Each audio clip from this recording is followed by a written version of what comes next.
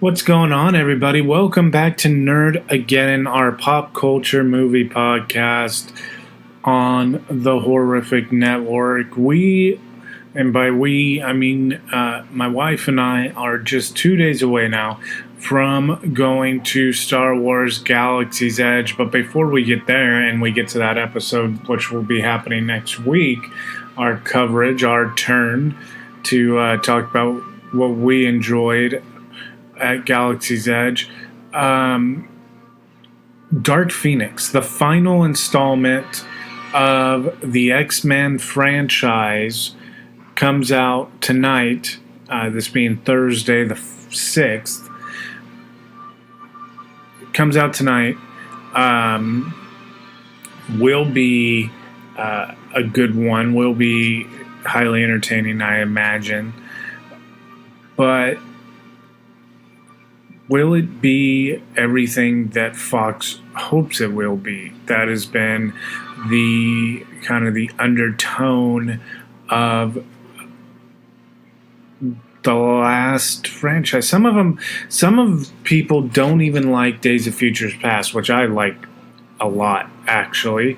But Apocalypse was largely regarded as not very well liked, which I thought was interesting. The amount of hype that went into that for it to come out, and really, it did underdeliver. It was not that great of a film, in my opinion, and in a lot of people's opinions. But here we still are, and this is the final chapter because Disney bought Fox. So whether or not the casting is going to remain the same or be different. The highly regarded rumor is that Disney's going to rehash the Fantastic Four, and the X-Men. Names like Zac Efron have been rumored to be the new Wolverine. But I think they're also talking to that dude from Sons of Anarchy, too, which is interesting. Either way, it would appear they're going to go back, and I don't know if they're going to far from our Spider-Man Homecoming it, or what they're going to do exactly. I hope we don't get like another origin story. I hope they do like Homecoming, where they're already the X-Men. We all know how they kind of linked up, so it's a matter of just continuing on with some kind of a story. Anyway, now here we are on the brink of the passing of the torch. Dark Phoenix coming out, and I think that this one is probably going to be somewhere in between Days of Futures Past and Apocalypse. I don't think it'll be as good as Futures Past. Don't think it's going to be as bad as Apocalypse. But Fox did a studio showcase a while back, and I've been waiting to post this one. This is some of the director, some of the cast crew talking Dark Phoenix. I hope you enjoy this talk on the Nerdageddeon podcast. The director and writer of Dark Phoenix, Simon Kinberg, and producer, Hutch Parker.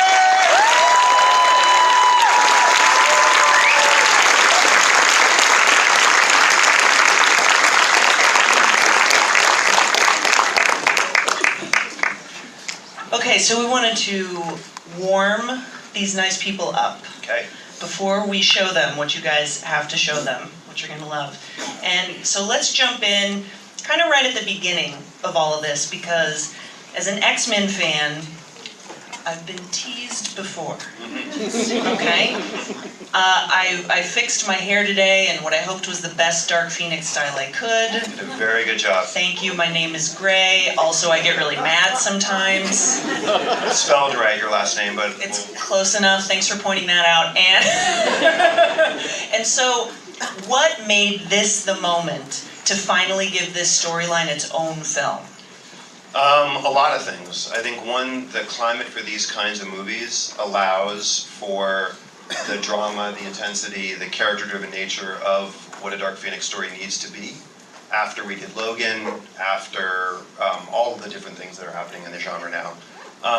And we felt like after the last X-Men movie we made, Apocalypse, which was huge in scale and scope, we wanted to actually tell a story that could do that, but could really be also intimate at the same time.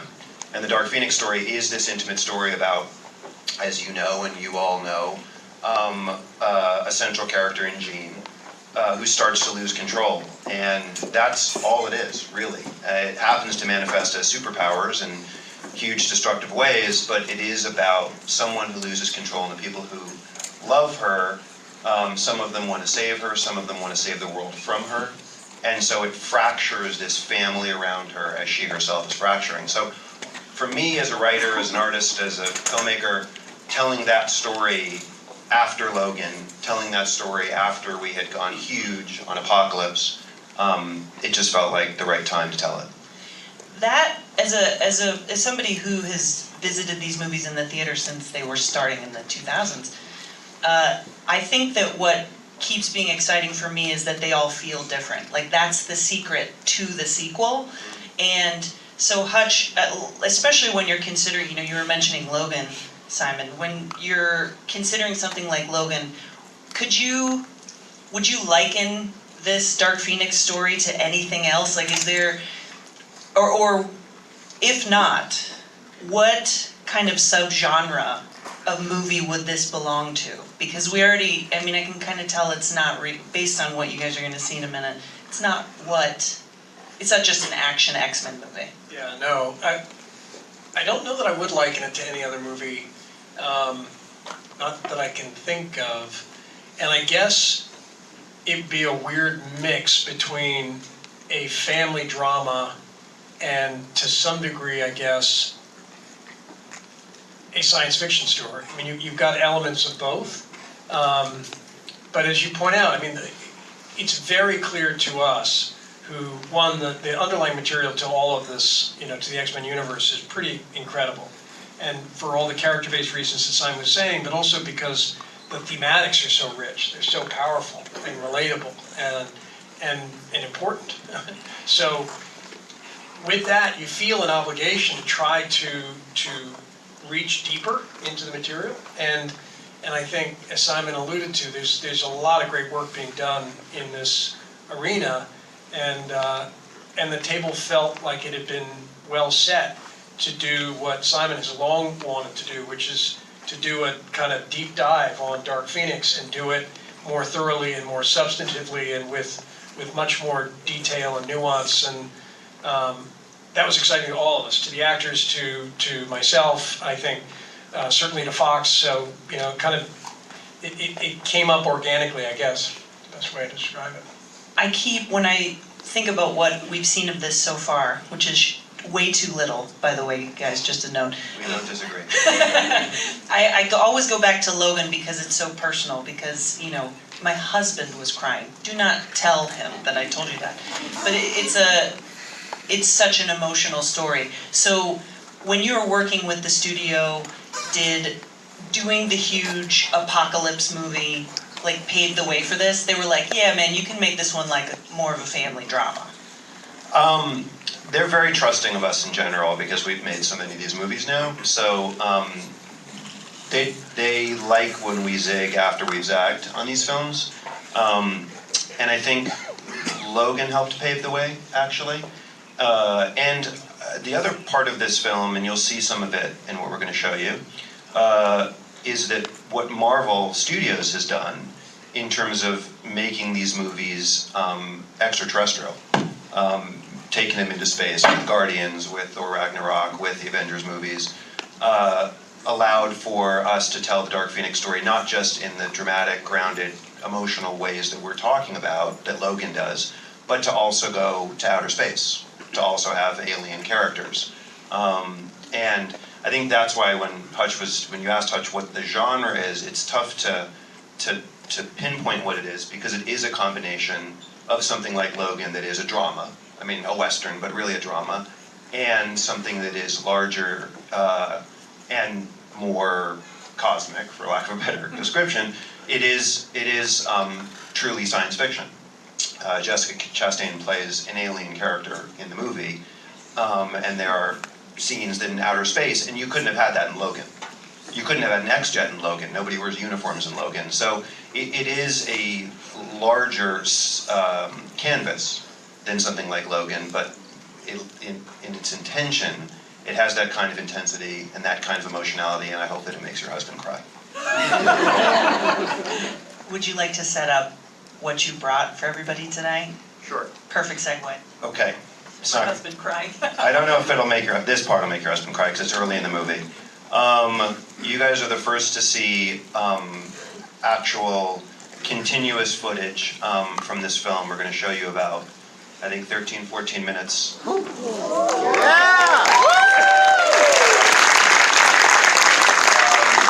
And it is early in the film. At the beginning of the movie, the X-Men are the X-Men that I'm sure a lot of you know from the comics, where they are actually known to the world and actually, for lack of a less generic term, superheroes. And you see them on a mission, and we see part of what starts to create the fracture in Jean. So it's got big action, it's also got the drama and the emotion in it. The only things I will say, in addition to don't fill in on your phone, that you heard already, is that the visual effects are obviously not finished. The movie doesn't come out until next summer. But they will give you a sense of what it'll look like. The music is composed by Hans Zimmer. Yeah. He said after, I forgot which of the DC movies, that he would never do another superhero movie, and we convinced him to come back and do this, and a big part of why we convinced him is because of the drama that we're talking about. But even that music is not finished, and it isn't recorded the way that it'll be ultimately recorded. So just know that you're seeing a movie in process, but you are seeing a big chunk of that movie in process, and I hope you dig it.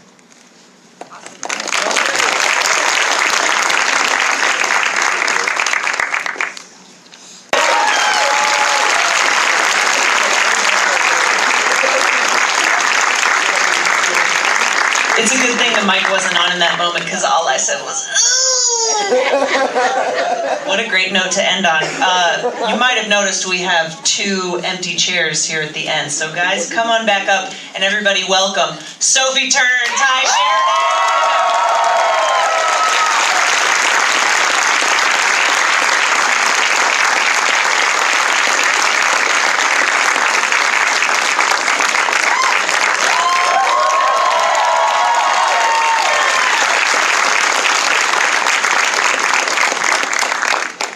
Sophie, official blanket apology, just in case I accidentally ever go, hey, Jean. That's okay. Yeah. But at what point were you told that this is going to be Dark Phoenix, therefore centering on your character, finally? The finally was from the fans. I was speaking for us. I was told about 6 months before we started shooting the movie.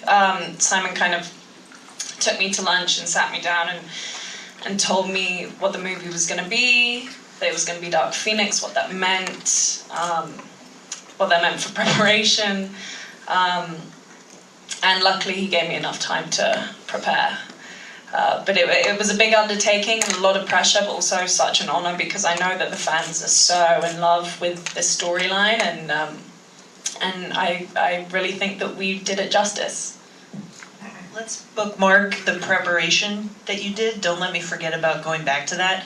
But tie down there at the end, when we're telling a story about Jean, we're also telling a story about you as well, about Scott. And I'm just going to keep saying you, because you guys are these people. So when you first read the script, I know there's not a lot that you can necessarily reveal, but where was the emotion for you? Well, I think I was just excited that we were taking a crack at something that was a bit more grounded and a bit more human, if you will, even though we're all mutants. But it was really exciting because, as you can see, I mean, this is pretty early on in the movie, and that's kind of the central, instance where things start to change when you see what just happened in space. But yeah, I think after things start to unravel throughout the film, suddenly my character is encountering. He's lost the love of his life, and she's lost control of herself, and that's a really hard thing to grasp and swallow. And so I think it even splits the X-Men up. So there's a lot of conflict in this movie between the X-Men, and I think that so you see a bit of fragility that you haven't seen in Scott in the past in some of these films, and that was really exciting for me. Hutch, can you talk about how right now might be the perfect time for us to finally have the story? Like socially, like on a larger scale? Because you kind of can't ignore that kind of thing now. Information flows so freely. Yeah, I think that's part of what makes these movies so resonant in general, specifically the X-Men movies, is because they deal so directly with alienation and prejudice and issues that certainly seem inescapable in the news these days. And it's no accident, I think, that Simon wanted to tell this story and has empowered the female characters in this story in the ways that he has, which is it's not to say politically, it's just a natural cultural instinct. And that's part of what I'll say it as a producer, is that you look for in your filmmakers are people who can see in the underlying material the possibilities to both create relatable circumstances as human beings, but also create relatable metaphors for what's happening in the culture. And this story is uniquely powerful in that regard, and I would say that the choice Simon made in terms of how he's told this story is perhaps even more so. Yeah, and I mean, that's what good sci-fi does. It reflects your real world and helps you understand more about it through a story that might be a little more palatable, perhaps. Oh, well, can't wait. And finally, you're directing. Yes. Let's talk about that. You're like, yes. Yes. It was great fun. And, I've been writing and producing for many, many years now. And I've worked with lots of different kinds of filmmakers, not just in the X-Men movies, but they've spanned from filmmakers that needed an immense amount of help. And so I got to sort of... Ooh, which ones? Tell us everything. Much of it is on record already, so you just Google it. Not now, because you don't have your phone. No, but so I've got to sort of practice direct on some big feature movies with directors who, let's say, were very collaborative. And then I've also got to just sit back and watch people like Ridley Scott and Ken Branagh, and Guy Ritchie and Matthew Vaughn, and lots of great filmmakers who treated me like a partner, and at the very least allowed me to be present for the process. So I learned a lot. I mean, I learned a lot from watching Ridley direct, especially the way he interacted with the actors, the respect he had for them, and the way he was collaborative with them, especially for someone like that, who doesn't need to be collaborative with anybody, because he's Ridley Scott. And yet he understands that he's part of what's so great about making movies is, and especially when you get to make them with great people, and the best of the best, you have an opportunity to take all of that talent, harness it together, and create something that's greater than anything you could have done on your own. And with this cast, especially, if I came to you and said I have a drama or a comedy or any kind of movie or science fiction movie with Ty Sheridan and Sophie Turner and Jessica Chastain and Jennifer Lawrence and Michael Fassbender, James McAvoy, you'd be like, that's the greatest cast ever. And they're in a superhero movie. So for me, what was exciting about directing, in addition to just being able to create the tone of the set and the tone of the movie, which I think is in some ways the biggest responsibility of the director, is creating tone, was to play with these actors in a different way, and to really get in there and collaborate with them and sort of tailor lines to them and listen to their cadences and the way that they spoke and find their strengths, and play to them. So, real talk then, having been in another X-Men movie, how was the experience different this time around with Simon as the director, kind of working with you and taking the performance apart and building it up in this particular way? Just pretend like he's not here. He's definitely much more engaged and focused all around. It has to be cool because so much of the movie is not, it's non-existent when you're shooting it. You know, it's perhaps an effect later, something like that. I'm sure it helps. Yeah, sometimes, but I think a lot of times, you know, this story is so grounded in you know, drama that that's what it's about. You know, it's innate in the script and in the writing, and you know, I think for us it was just nice to have someone guiding us and leading us, and it's a big movie. You know, you really need somebody who can really hone in on a vision and be really specific about every little detail. Because if you get one element that's not right, you know, some things start to kind of wander off kilter. And I think in this film, you know, Simon did such a great job. I know he's a first-time director, and it's crazy to me to think that, you know, he accomplished what he did in this film. And we all believed in him so much. You know, I don't think there was ever a doubt from any of the crew or the cast. You know, it was from day one. It was like, you know, we were backing this guy, and we knew he could do it. So. Yeah, it was overall, I think this film was much more pleasing to make. That makes sense. I think that audiences pick up on things, like if there was a day when you maybe didn't ask all the questions about the script, or you didn't see if that felt true to you, that's the kind of stuff that sitting in the seats were like, what? You know, like it comes across, so it's cool to think that this is a little bit more of a micro-focused style. So that kind of winds back to preparation. In seeing this clip again, one of the things that fascinates me as a non-actor is that, like I just said, a lot of this stuff doesn't exist yet when you're doing it, and so you're really doing a lot of heavy lifting in the acting department. So can you talk, Sophie, about how you prepared for this? And like, I'm talking like even nitty gritty, like this is the kind of stuff that I'm speaking for all of us again, like I want to know. It's like, oh, now cosmic rays are flowing through your body. It's like, what? Yeah, I prepared with a lot of cosmic rays. Like a lot of microwave on a lot. Like, Yeah, I used to stand by the microwave and just let them flow into me, feel the power. And then I'd go scream at my mum for a while and be like, sorry, Dark Phoenix, sorry. No, I mean, preparation-wise, Simon and I were going back and forth for months with... we mainly studied kind of schizophrenia and multiple personality disorder. When you see the movie, or if you've read the comics, you'll know why.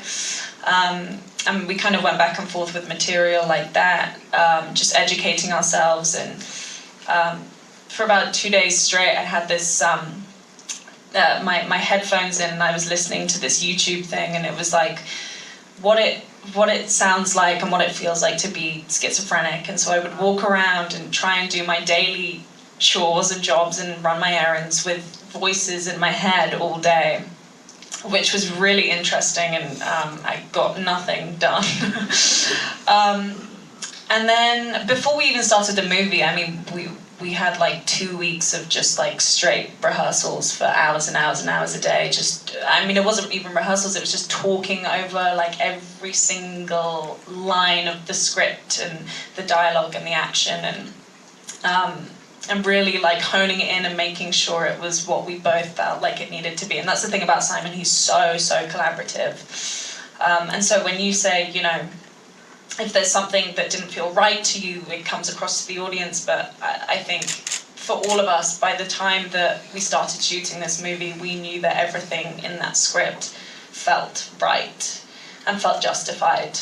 And so that was just such a gratifying experience to do that with Simon, the most collaborative, most wonderful director. I'd imagine that you really need that because it's acting in its best form is very vulnerable to begin with, but especially when you're taking on a certain responsibility, you know, and portraying a character, and when you're studying mental illness like that, that's something that's going to be reaching everyone. So yeah, absolutely, and I mean, mental illness means a lot to me personally, and so even more importantly to me, I felt like this movie, you know, so often you can see superhero movies, they can sometimes be a bit like gimmicky and like, we're superheroes and we're gonna save the world.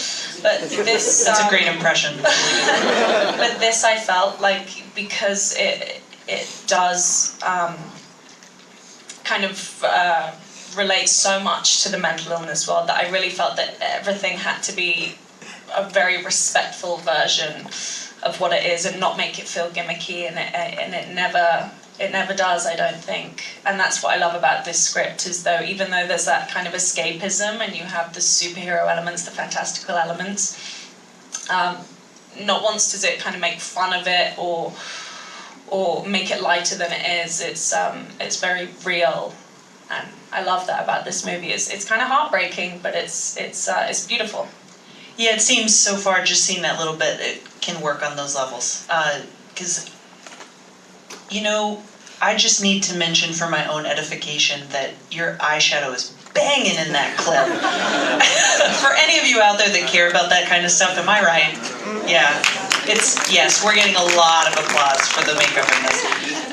And going back to rehearsal, Simon, is there a member of the cast maybe that couldn't be with us here today that you find is like especially collaborative and kind of excited in those early stages to talk through stuff?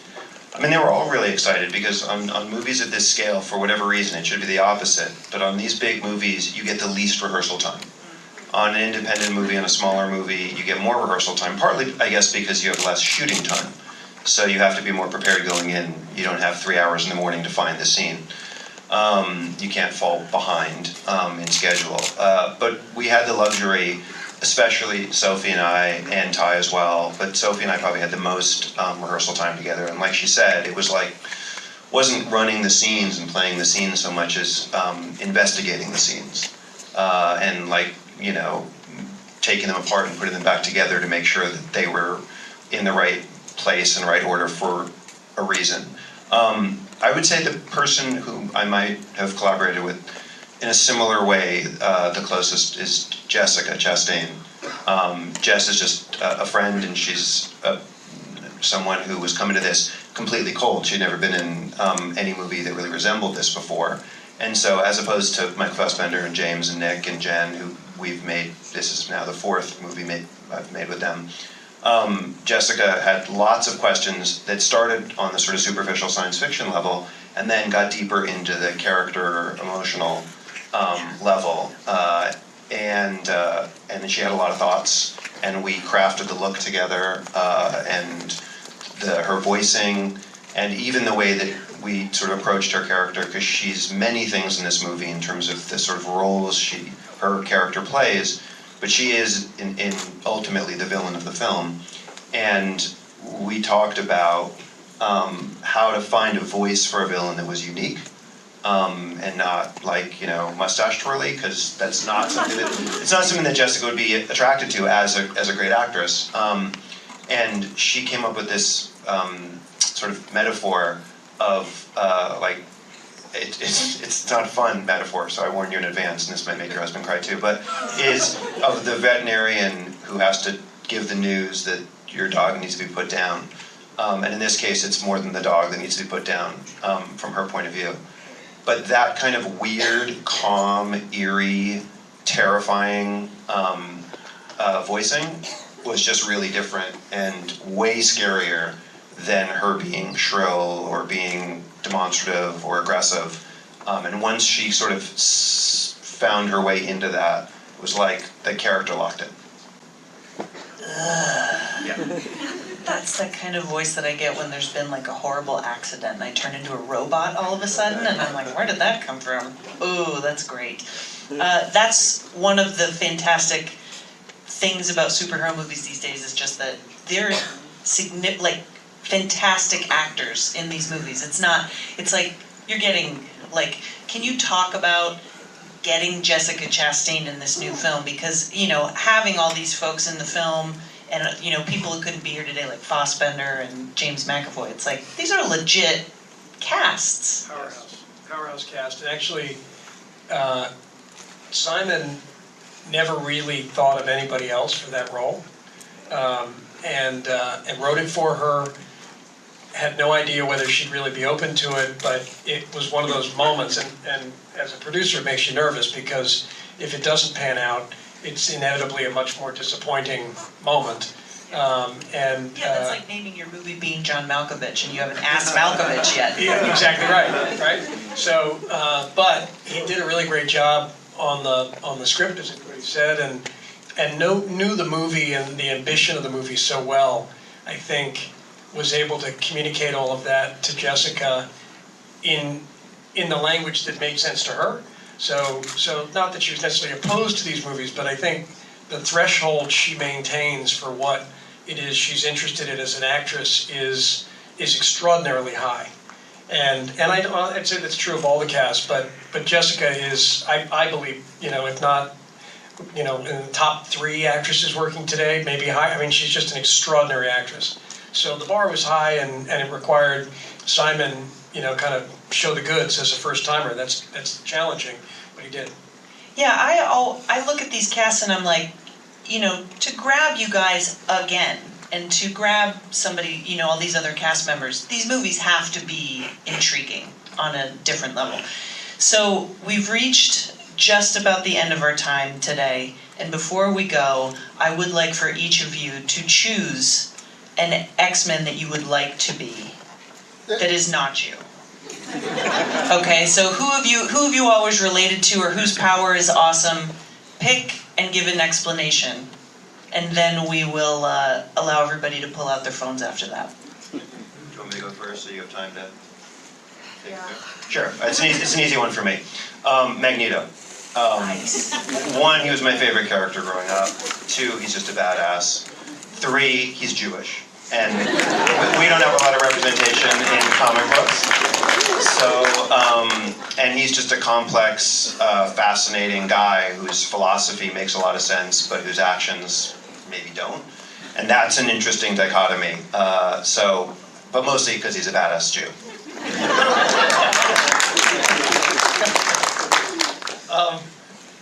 I go back and forth, but I think in this moment I'm gonna recommit to Wolverine, because I mean, and part of it I'm gonna confess is because of how long I've you know, longer relationship now I've had with that character, but it's also because I love the mix of humanity and rage that coexists, and the struggle that he undergoes in trying to work that through, to me, is incredibly compelling on a whole bunch of different levels. And the fact that in the end he can kick your ass, I really like too. So the combo is probably gonna lock me in there. We bought you as much time as we can. It still wasn't enough. I also like to think I'm just as ripped as Wolverine, but I don't know, this is something that you, Hutch, said earlier in another interview, which I thought was really interesting, kind of going back and forth between Professor X and Magneto in the way that they're kind of a bit like MLK and Malcolm X. I feel like I kind of go back and forth between them, striving to do the right thing, but doing it in vastly different ways and can't quite decide, and feel like I'm either one or the other. So I don't really know. Maybe I'm just like Jean, actually. I'm probably just a bit unhinged. And to also point out, Wolverine could not handle close proximity to a microwave. The adamantium, I'm pretty sure, like, pretty positive. Okay, Ty, wrap it up for us. I'll do it quickly. Jean Grey. Oh. She's just got it going on.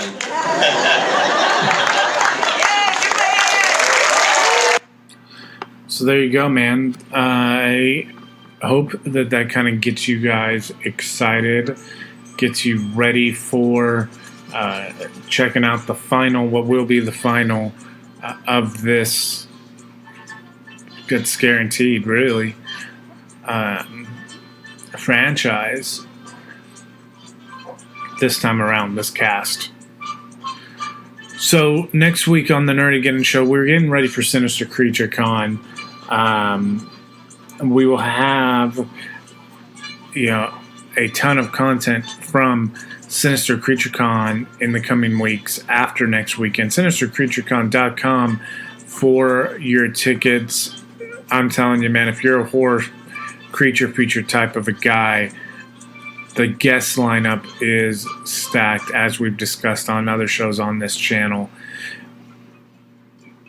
On top of that, though, next week, Nerdageddeon will return with highlights from Star Wars Galaxy's Edge. Whether that be audio of, the lightsaber thing. I had a friend do it. I have that audio. I don't think I am as concerned with doing that as I am doing the cantina. We really want to get into that cantina, so that's kind of priority number one, even more so than doing the actual ride. The cantina and seeing the land really are the two priorities for us. But we do know, we are anticipating being able to do the ride, as the way that Disney has kind of mapped it out is really well put together, crowd control wise. I'm stoked to be going on Saturday and seeing it with these reservations in place. Anyway, that is for next week. We'll get into all that stuff. I hope you go see Dark Phoenix if you're an X-Men fan, and I hope you enjoy it. Thank you for listening. We will be back next week.